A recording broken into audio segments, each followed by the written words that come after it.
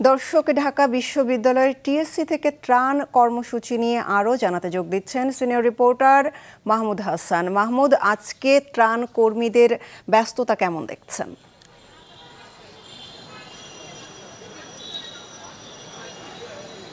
মমিতা, সকাল থেকে যখন আমরা এই টিএসসিতে আসি তখন থেকেই আমরা দেখছিলাম যে ত্রাণ যারা নিচ্ছেন অথবা এখান থেকে যারা দিতে আসছেন তাদের ব্যস্ততাও কিন্তু খুব বেশি ছিল এবং এখানে প্রচুর লোক ছিল, তারা বিভিন্ন জায়গা থেকে আসছেন। বিশেষ করে আজকে বেশি দেখা গেছে যে বিভিন্ন বিশ্ববিদ্যালয় অথবা সরকারি বেসরকারি বিভিন্ন স্কুলের শিক্ষার্থীদের এবং তাদের শিক্ষকদের সঙ্গে করে তারা কিন্তু তাদের শিক্ষকদের একদিনের বেতন এবং শিক্ষার্থীদের জমানো টাকাগুলো এখানে তারা জমা দিতে এসেছিলেন।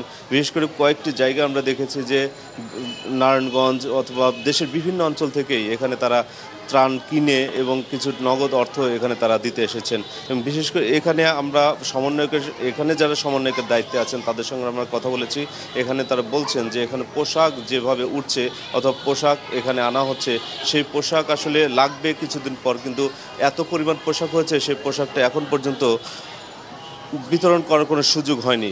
সেজন্য তারা বারবারই বলছেন যে এখানে আপনারা যেভাবেই এখানে ত্রাণ দিতে আসছেন তারা যেন অবশ্যই খাবার এবং অন্য জরুরি সেবাগুলো যেন এখানে বেশি নিয়ে আসেন। সেই ক্ষেত্রে তারা এখানে এই কথাটাই তারা বলছেন। আর এখানে যারা ত্রাণ নিচ্ছেন তারা আসলে টাকার কথাটাও উল্লেখ করছেন। গতকালকেই কিন্তু একটা হিসাব তারা দিয়েছেন, আজকে এখন পর্যন্ত কত টাকা উঠেছে সেই হিসাবটা তারা সন্ধ্যার মধ্যে দিয়ে দিবেন।